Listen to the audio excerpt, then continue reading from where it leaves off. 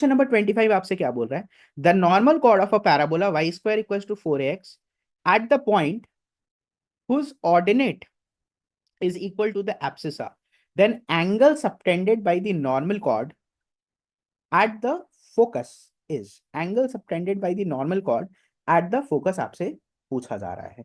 तो चलिए डायग्राम बनाने की कोशिश करते हैं कि पूछा क्या जा रहा है क्वेश्चन नंबर 25 में। तो बेसिकली एक मेरा पैराबोला है,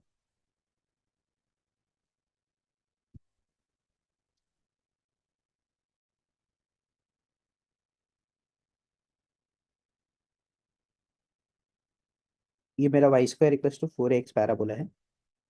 अब यहाँ पर normal chord at the point whose ordinate is equals to the abscissa. अच्छा, सबसे पहले तो इसी बात को पहले अपने कर लेते हैं तो मेरे को क्लैरिफिकेशन मिल जाएगा कि किस पॉइंट का बात हो रहा है। सो बेसिकली अपने को पता है Y square equals to 4x में एब्सिसा 80 स्क्वायर होता है और ऑर्डिनेट 280 होता है। तो क्वेश्चन में तो पहले ही ये बोल रखा है ऑर्डिनेट जहां एब्सिसा के बराबर है उसके बारे में बात हो रहा है। तो इसको पहले अपने कर लेते हैं। ए नॉट इक्वल टू 0, तो t square minus 2t is equal to 0। तो t minus 2 is equal to 0 हो गया।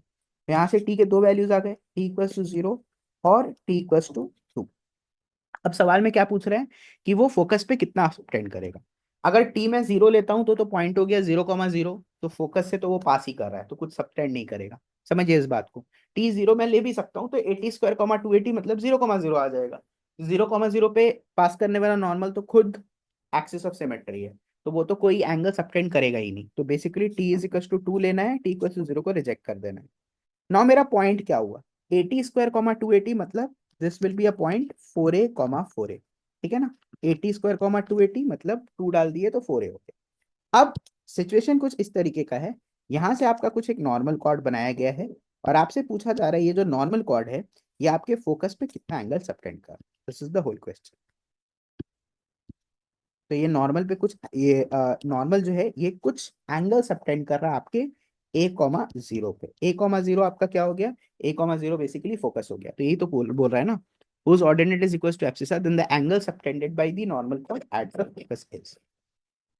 अब देखो यहाँ पर अब अपने नॉर्मल कॉर्ड के लिए एक काम कर सकते हैं। अगर ये मेरा P है ये मेरा Q है, तो Q का अगर पैरामीटर मेरे को पता करना हो, वी नो दैट अगर normal at P meets again at Q, अगर P का पैरामीटर मैं T1 ले रहा हूँ और P T1 पे बनने वाला नॉर्मल Q T2 पे काट रहा है, तो I can simply say T2 will be equal to minus T1 minus 2/T1। You must know this result. अगर आपको ये नहीं पता तो थ्योरेटिकली पहले इस चीज को प्रूफ या कहीं से देखिए कि ये कैसे होगा। अगर P पे बनने वाला नॉर्मल किसी एक पैराबोला पे अगेन Q पे कट कर रहा है, तो T2 अगर Q पॉइंट का पैरामीटर है तो T2 will be equal to minus T1 minus 2/T1।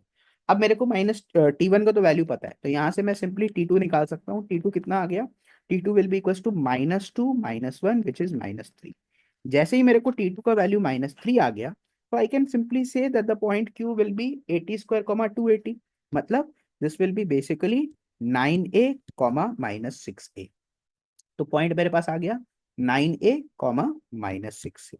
अब मैं सिंपली इसको अगर मैं एस मान रहा हूँ फोकस को, तो मैं सिंपली स्लोप निकाल सकता हूँ। इस स्लोप को m1 ले लेता हूँ, इसको मैं m2 ले लेता हूँ। तो m1 स्लोप जो है दैट विल बी sp का स्लोप मतलब y2 minus y2 4a minus 0 divided by x2 minus x1 मतलब 4a माइनस a। तो ये कितना हो गया 4a डिवाइडेड बाई 3a। तो मतलब m1 का जो स्लोप हो गया वो 4/3 के बराबर हो गया।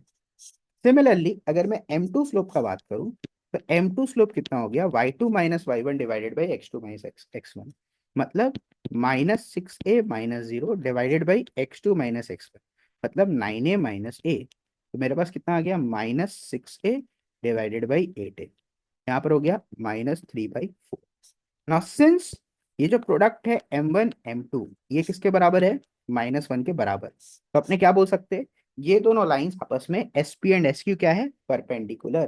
तो जब SP एंड SQ परपेंडिकुलर है तो वो कितना एंगल सबटेंड करेंगे, π/2 सबटेंड करेंगे।